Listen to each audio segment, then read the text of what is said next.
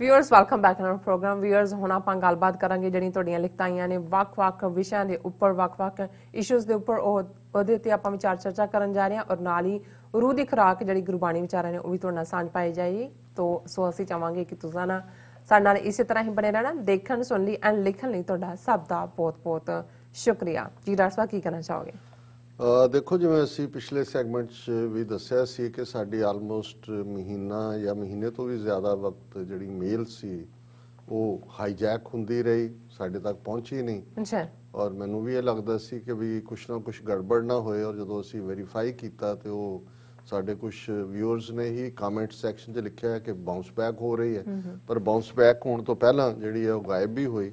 पर असी जिहड़े हुण दे पीरीयड पिछले 2 हफ्ते कुछ असी रिट्रीव कर सके वो साढ़े तक पहुंची है और असी उन्होंने लिखतां नूं सांझे भी करना चाहते हैं। अज वक्त घट है लेकिन मैं फिर भी इनिशिएट करना चाहता कि भी असी बराबर शायद साडे व्यूअर्स नूं भी लगा होएगा भी असी बिल्कुल ही अणगौलियां कर दिता है। और एक लिखत अजफर खान साहब की सानू अज ही आई है, दिसंबर 26 की डेट लाइन च उन्होंने लिखी।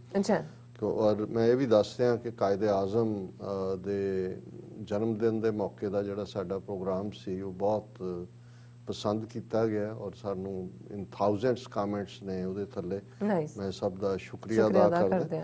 उन्होंने भी लिखा, डियर डॉक्टर साहब सत श्री अकाल एंड अस्सलाम वालेकुम। I am proud of you for presenting such a sincere and heart touching programme on Quaid Azam and the Sikh struggle. Qaid Azam tried his best to pull Sikhs out of the mess with Muslims. He wanted to provide joint leadership to Muslim and Sikhs, but due to historical reasons, Sikhs could not come with him. If they accepted his suggestion and could have saved a lot of life in Punjab. ਉਹਦੇ 'ਚ ਅਸੀਂ ਸਾਰੇ aspect discuss ਕੀਤੇ ਸੀ, ਲੇਕਿਨ ਵਕਤਨ ਬਾ ਵਕਤਨ ਅਸੀਂ ਹੋਰ ਵੀ ਕਿਉਂਕਿ एक 47 का बड़ा दुखद चैप्टर है और इसनूं सानू विद ऑल सिंसैरिटी संजीदगी दे नाल गंभीरता दे नाल एक पासे तो लीडरशिप की फॉली है पर दूसरे पासे जिहड़े दोनों पंजाब दे लोकां दा बिहेवियर है। हुण अज असी जिथे वो प्यार दा वो माह देखते हैं कि एक पासे जे किसान बैठे ने तो जिवें असी वो डिस्कस किया है लाहौरीए साडे मुंडियां दा सॉन्ग और आम लोगों का भी आम पाकिस्तानियों का हज़ारों की गिणती इस दे उत्ते कामेंट्स ने सपोर्ट। हुण इन्ना प्यारा रिश्ता जिहड़ा सदियां तो होएगा, सदियां तो है, वो किवें एकदम 5 दरियावां दे पानियां च जहर घुली, किवें असी गैर जिम्मेवार वहशी बने, किवें सारे बेशक उस दे विच भी जिहड़ियां ने वो रोशनियां ने। जे पाकिस्तान च करतार सिंह फिल्म बनती है, इधर जिहड़ी है वो पवित्र पापी नानक सिंह दे नावल ते सी कि जिथे किवें उस पागलपन दे दौर च भी जिहड़ा प्यार और इंसानियत रही, लेकिन इहदी कोई न्याय संगता जां जस्टिफिकेशन नहीं है जो 47 दे दौर च असी एक दूसरे भरावां भैणां दे नाल कीता और उन्होंने इस पासे वाली इशारा किया।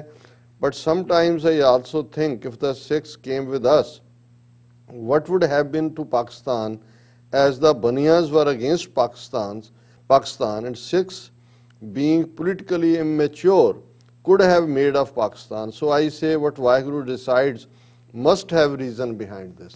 हालांकि ये भी एक डिबेट है, उन्होंने बेशक बड़े पोलाइट लफ्ज़ां च किया है पर सिखां च जदों ये हुंदा है कि भी जे असी पाकिस्तान का हिस्सा हुंदे तो फिर क्यों जे रिलेशन हुंदे। हालांकि उहदे इस मुद्दे ते उत्थों दे लैफ्टिस्ट जिहड़े रहे कुछ लोग सी उन्हां नाल भी मेरी गल हुई, ਜਿਹੜੇ ਡਿਵਾਊਟ ਸੀ ਉਹਨਾਂ ਨਾਲ ਵੀ ਹੋਈ एक क्योंकि जी चीज़ वापरी नहीं है वो पर मैं ये समझदा कि भी मैं इनू इसलिए नहीं मैं देखता कि जे 100 साल की हॉस्टिलिटी तो बाद 1699 तो 1799 तक ਜਿਹੜੀਆਂ ਨੇ 3-4 जनरेशन सिखां दियां मुगलिया सल्तनत दे नाल और दरा खैबर पार तो आने वाले हमलावरां दे नाल जूझदियां रहियां। और जे उस 100 साल की स्ट्रगल बाद जदों महाराजा रणजीत सिंह की कमान थले पंजाब दे विच हुकूमत बनती है तो वो जिहड़ा 50 साल का पीरीयड है 1799 तो 1849 तक वो मोस्ट हारमनी का पीरीयड है। परसीक्यूशन की गल नहीं है, यही नहीं सांझा खून पाकिस्तान का जिहड़ा अज हिस्सा है पंजाब और दूसरा दरा खैबर तक उत्थों दे मुसलमान ਔਰ ਸਿੱਖ ਫੌਜਾਂ ਜਿਹਦੇ ਇਧਰਲਾ ਅੱਜ ਦਾ ਮਾਝਾ ਦੁਆਬਾ ਖਾਸ ਤੌਰ ਤੇ ਹੈ, ਮਾਲਵੇ ਦੀਆਂ ਰਿਆਸਤਾਂ ਤਾਂ ਅੰਗਰੇਜ਼ਾਂ ਦੇ ਪ੍ਰੋਟੈਕਟਡ ਚਲੀਆਂ ਗਈਆਂ ਸੀ। ਉਹ ਸਾਂਝੀ ਤਾਕਤ ਨੇ ਜਿਹੜਾ ਇੰਨਾ ਵੱਡਾ ਐਮਪਾਇਰ ਕਾਇਮ ਕਰਨ 'ਚ ਹੈਲਪ ਕੀਤੀ। ਔਰ ਜੇ 100 ਸਾਲ ਦੀ ਹੌਸਟਿਲਿਟੀ ਜਿਹੜੀ ਹੈ ਉਸ 50 ਸਾਲ ਦੇ ਰਾਜ ਤੁਹਾਨੂੰ ਕਿਤੇ ਦੇਖਣ ਨੂੰ ਨਹੀਂ ਮਿਲਦੀ, ਤੇ ਮੈਨੂੰ ਇਹ ਲੱਗਦਾ ਹੈ ਕਿ ਵੀ ਜੇ ਕੁਝ ਪ੍ਰੋਪਰ ਤਰੀਕੇ ਦੇ ਨਾਲ ਨੈਗੋਸ਼ੀਏਟ ਹੋ ਕੇ ਹੁੰਦਾ ਤੇ ਸ਼ਾਇਦ ਉਹ ਸਾਡਾ ਬੈਸਟ ਰੂਲ ਟੁਗੈਦਰ ਹੁੰਦਾ। ਹਾਲਾਂਕਿ ਪਾਕਿਸਤਾਨੀ ਕੁਝ ਦਾਨੇਸ਼ਵਰਾਂ ਦਾ ਇਹ ਵੀ ਕਹਿਣਾ ਹੈ ਕਿ ਜੇ ਸਿੱਖ ਨਾਲ ਹੁੰਦੇ ਸਿਸਟਮ ਹੁੰਦਾ ਪਾਕਿਸਤਾਨ 'ਚ ਡੈਮੋਕ੍ਰੇਸੀ ਵੀ ਫਲਰਿਸ਼ ਹੁੰਦੀ, ਹੋ ਸਕਦਾ ਫੌਜੀ ਰਾਜ ਦਾ ਮੁਕਾਮ ਘਟ ਜਾਂਦਾ। ਕਈ ਉਹਨੂੰ ਅਦਰ ਵੇ ਵੀ ਰਾਉਂਡ ਲੈਂਦੇ ਨੇ, ਪਰ ਮੈਂ ਸਮਝਦਾ ਵੀ ਸਿੱਖ ਐਂਗਲ ਤੋਂ ਜਿਹੜੀ ਗੱਲ ਵਾਪਰੀ ਨਹੀਂ ਹੈ। ਪਰ ਮੈਨੂੰ ਇਹ ਲੱਗਦਾ ਹੈ ਕਿ ਕੋਈ ਬਿਲਟ ਇਨ ਹੌਸਟਿਲਿਟੀ ਨਹੀਂ ਹੈ ਔਰ ਨਾ ਹੀ ਸੀ ਉਦੋਂ, ਲੇਕਿਨ ਫਿਰ ਵੀ ਇਸ ਦੇ ਉੱਤੇ ਤਾਂ ਕਿਆਸ ਰਾਈਆਂ ਨੇ। referendum 2020 is a very smart move and a virtual Khalsa Raj initially can be established around the world, which can for some time help us to understand the meaning of Raj Karega Khalsa till getting Khalistan। उन्होंने कहा क्योंकि ज़ाहिर है कि भी खालिस्तान च तां इस किस्म का जिहड़ा रेफरेंडम ਜਾਂ दूसरे दे ਉਹਨਾਂ ਨੇ ਉੱਥੇ ਬਹੁਤਾ ਉਹਨੂੰ ਨਹੀਂ ਹੋਣ ਦੇਣਾ, ਪਰ ਉਹ ਵੀ ਇਹ ਸਮਝਦੇ ਨੇ ਕਿ ਜੇ ਡਾਇਸਪੋਰਾ 'ਚ ਸਿੱਖ ਟੁਗੈਦਰ ਆਉਂਦੇ ਨੇ ਔਰ ਖਾਲਿਸਤਾਨ ਦੇ ਹੱਕ ਦੇ ਵਿੱਚ ਇੱਕ ਮੈਂਡੇਟ ਆਉਂਦਾ ਔਰ ਉਸ ਕਨਸੈਪਟ ਨੂੰ ਸਮਝਣ ਦੇ ਵਿੱਚ ਮਦਦਗਾਰੀ ਹੋਏਗੀ। ਔਰ ਮੈਂ ਕਲੋਜ਼ਿੰਗ ਤੋਂ ਪਹਿਲਾਂ ਹਾਲਾਂ ਵਕਤ ਤਾਂ ਸੀਮਤ ਹੈ, ਪਰ ਮੈਂ ਜਿਹੜਾ ਅਸੀਂ ਕਬੀਰ ਸਾਹਿਬ ਦੀ ਬਾਣੀ ਦੇ 2 ਸ਼ਲੋਕ ਵਿਚਾਰਾਂਗੇ। ਇੱਕ ਹੈ ਕਬੀਰ ਫਲ ਲਾਗੇ ਫਲਨ पाकन लागे आंब, जाए पहुंचे खसम को जो बीच ना खाही कांब। हुण ज़ाहिर है भी जदों फसल और खास तौर ते अंब दे बूटे नूं एज ए मैटाफर इस्तेमाल किया है कि भी उत्थों तक पहुंच गया कि भी अंब जिहड़े ने वो लग गए, अंबियां दे अंब बने, फल लागे फलन कि पक्कन लग गए और पाकन लागे आंब, फल फलिया पक्या। हुण ईवन जदों जिवें किसान है भावें कणक तुसीं वढ भी लई है, झोना झाड़ भी लिया, जे अजे खेतां 'ਚ ही पिया उसे रात ही हनेरी तूफान आई तो उड़ गया। जदों तुहाडे घर आ जाएगा महफूज उदों फसल तुहाडी। इसे तरह पक्का अंब भी जिहड़ा जे हनेरी है उहनूं तबाह कर देगी।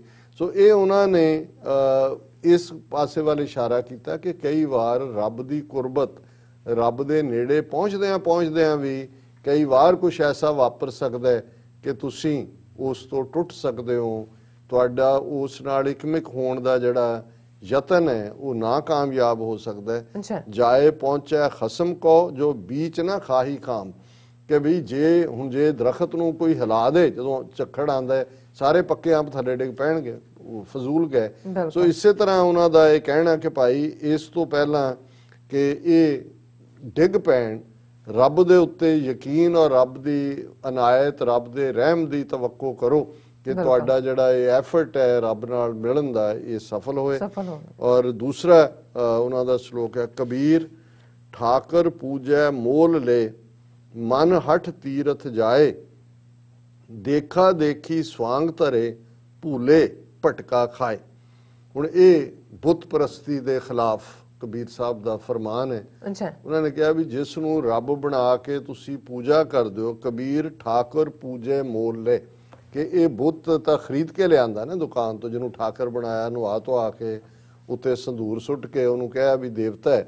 ठाकर पूजे मूल ले, मन हठ तीरथ जाए। हुण इसे च उन्होंने गंगा जमुना सरस्वती गोदावरी जिहड़ी सारी उम्र तीर्थां का इशनान करन दा कानसैप्ट ब्राह्मणवाद का सी, उन्होंने भी बुत परस्ती जिहड़ा बाजारों लैके ठाकर उहदी पूजा दे नाल जोड़ के कहा देखा देखी स्वांग धरे, भूले भटका खाए। कि भी जिन्हें इसकी शुरुआत की ब्राह्मण ने उहदी देखा देखी बाकी भी उस जाल दे विच फसे, ठाकर दी पूजा भी और ये हिंदू जिन्होंने तीरथ बनाया उन्हों का नहाना धोना भी। उन्होंने कहा भी देखा देखी स्वांग धरे, स्वांग हुंदा नकल करना, कि बाकी एक तुरे सारे फिर उहदे मगर तुर पे, भूले भटका खाए।